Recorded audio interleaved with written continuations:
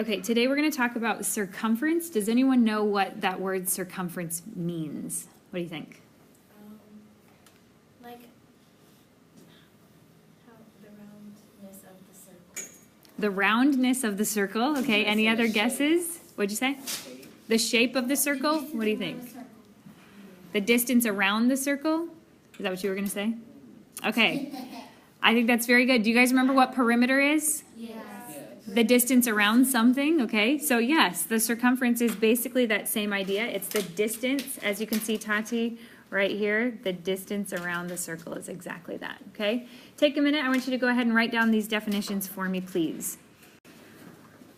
Okay, so you just got to remember the radius is exactly from whenever you sit right here, you find that center point. It's going to be anywhere from the center point to any point of the circle. The diameter is going to be exactly double that. It's right across the circle through the middle. The circumference is the distance around the circle, okay? So if I am measuring how long this is all the way around it, that's my circumference, just like a perimeter, okay? So there's going to be two formulas that we're going to want to have memorized. Circumference equals pi times the diameter. How many of you guys have heard of that pi before? Pi is another, it's just a symbol for a number. Does anyone know how much pi is worth? What's it worth? Infinity. Okay, it goes on and on and on forever, but if you were to shorten it, what would it be? 3.14. Okay, it does equal about 3.14.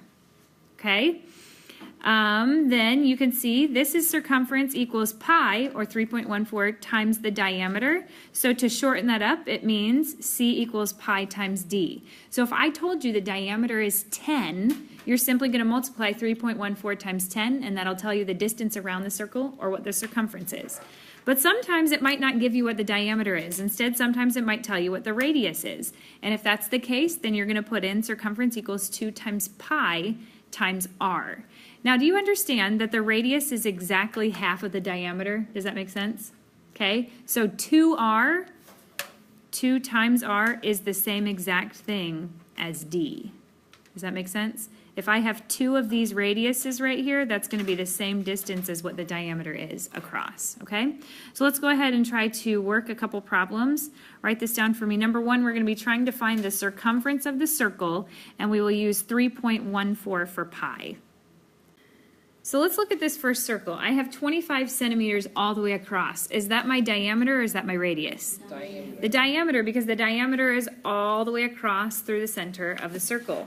So I've got to figure out what my formula is. I'm looking for circumference when it has given me a diameter. So what's that formula? C equals pi times D. C equals pi times D. Okay, we're using this one because we know what the diameter is. So now you're simply just going to plug things in. It tells me to use 3.14 for pi. So instead of putting pi there, I'm just going to put 3.14. And what's my diameter, guys? 25. Okay, all you have to do now is plug it into your calculator. Okay, when you put that into your calculator, what comes out? 78.5 centimeters. Okay, 78.5 centimeters. Did the instructions tell us to round it to anything specifically? No, so you're just going to keep it as that right there, what it is. So basically what that means, if I had some kind of a bendy ruler, I could measure all the way around this circle. My circumference would be 78.5 centimeters. Let's do another one. This one's going to be a little bit different, okay? It tells us when the radius or the diameter of a circle is divisible by 7. So that means 7, 14, 21, 28, 35, all those multiples of 7 that we've learned about. Instead of using 3.14 for pi, you could use 22 over 7. I want you guys to pull out your calculators and put in there 22 over 7. When you plug 22 over 7 into your calculator, what comes out? 3.14. Okay, and it's repeating, so it means it would keep on going and going and going and going and going, all right? So it's a specific way, but for us, we just round it and we make it smaller, 3.14. But if I put in there 22 over 7, it's actually going to be a little bit more specific than just plugging in 3.14. So for this specific problem, we are going to go ahead and plug in 22 over 7 for pi. So let's start off right now. When you look at this circle, did I give you the radius or did I give you the diameter? I gave you the radius. So what is our formula when we're trying to use circumference with the radius? C equals 2 times pi times r.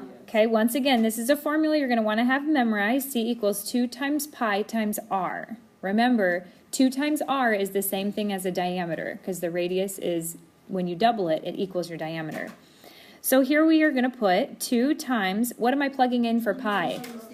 22 over 7. And what's my radius? 21. Do you guys remember how we've talked about that you could simplify that? How many times can a 7 go into a 21? 3 times. So I could technically turn that into a 1, turn this into a 3, and I could multiply it across. 2 times 22 times 3. When I do that, what do I get?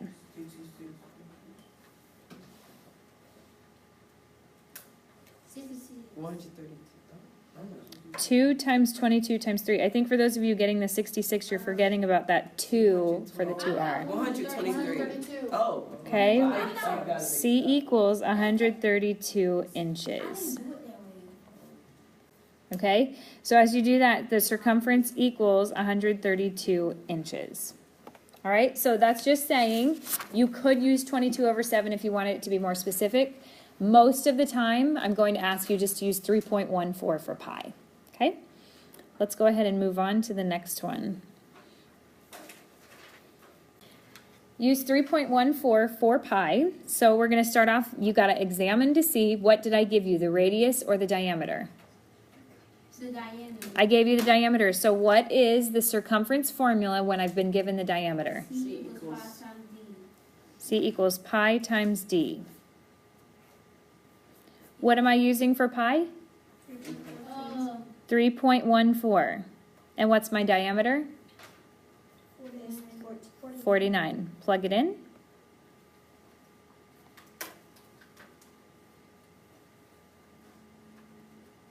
What do you get? 153.86. Okay, thank you for telling me inches. Should it be inches squared? No, how come? It's not the area. You only ever square the inches whenever you're dealing with the area. Okay? Did it ask you specifically to round it in any way? No. No. So you don't need to round it. Just put it in exactly as it is. All right, let's go to another example. This one's a little bit different because I'm giving you the circumference for this one, and now we have to come up what the diameter and the radius is. Okay, so on this one we got to see we're finding two different things. It asks for the diameter and it asks for the radius. So we're going to start with the diameter. What is my formula when finding the circumference when I'm given the diameter? C equals pi times d. All right, now all we're going to do is we're going to start plugging things in. Put your equal sign first so we don't forget to put the equal sign. All right, do I know my circumference? 28.26. 28.26. Do I know what pi equals? No. Yes. Oh, 3.0. Pi is always 3.14. Okay, do I know the diameter yet? No. No, I'm trying to find it. My whole goal is to get the variable by itself. How do I get d by itself? By 3.14. Okay, divide by 3.14 on both sides.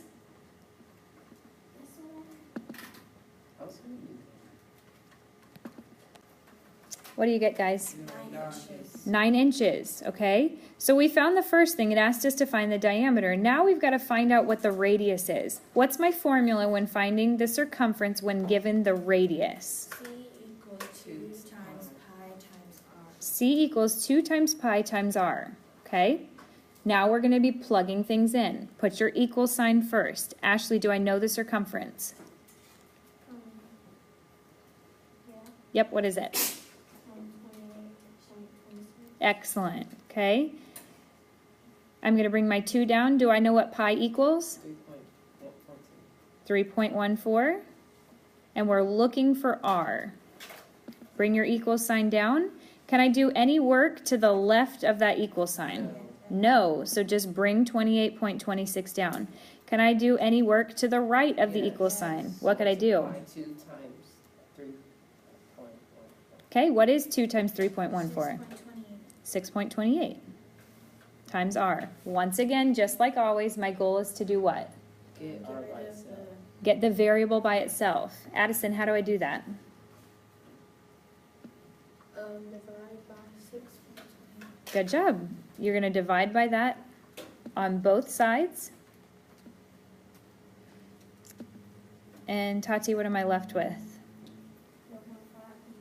4.5 inches. Okay, so this is easily how you could figure out. Now I want you to think about it. Let's say that I have a circle. I'm just going to draw one real quick, okay? We just found out that the radius was what? 4.5 inches. Now let's imagine that I wanted to turn this into a diameter. How this radius would also be 4.5. So let's just add these two together. What is 4.5 plus 4.5? 9. Do you see that that's what we already found right here? 9 inches for our diameter. So do you guys know what would be an even easier way that we could have found what the radius was without doing all that work? I could have just taken the 9 and divided by 2, okay? No, if you can do it like that, I am totally fine with that. So we're going to do another example here in just a minute. But let's say that you had started with the radius, okay? And then you had to figure out what the diameter is. How could you have figured that out? Multiplied by 2. Multiplied by 2, because the diameter will always be double what the radius is. Okay? So let's try an example right here. I'm going to let you guys go ahead and do it on your own. I do not care if you start with finding your radius or if you start with finding your diameter. What I want you to do is try to find both the radius and the diameter, and then get up, walk around, and find somebody else who has the same exact answer as you once you've worked it through. All right, it looks like a lot of you guys were able to find that you had the same answer as someone else, but let's go through it. How many of you found and solved for the radius first? Who solved for the diameter first? Okay, it's probably because you didn't have to multiply by 2, so it seemed easier, which is totally fine. So we'll start with our diameter. Okay, so I know it's 81.64. What's pi? 3.14. All right, so we're going to divide it by 3.14 for both of them. When you do that, what do you get? 26 what? Okay, so that's my first answer. Now, in order to find the radius, will the radius be bigger or smaller? Smaller. It'll be exactly half of it. So what is exactly half of 26? 13. And make sure you tell me that that's the radius that you're solving for. How many of you did it exactly like that? All right, any questions of how to do that? Okay, we're going to do one final story problem today. Okay, we've got a giant sequoia tree that has a circumference of 998 inches. So around, if I was to add up all the inches, it's 998 inches around. But I am trying to figure out how far the diameter is. Is diameter halfway through the circle or all the way through? All the way through. Okay, it's the distance completely across. So that's what we're looking for right now. What is the formula I need for circumference with a diameter? C equals pi times D. Okay, do I know my circumference? What is it? It's 998. 998 equals, what's pi? 3.14. 3.14. So now we're just going to divide by 3.14 on both sides. And what's your diameter?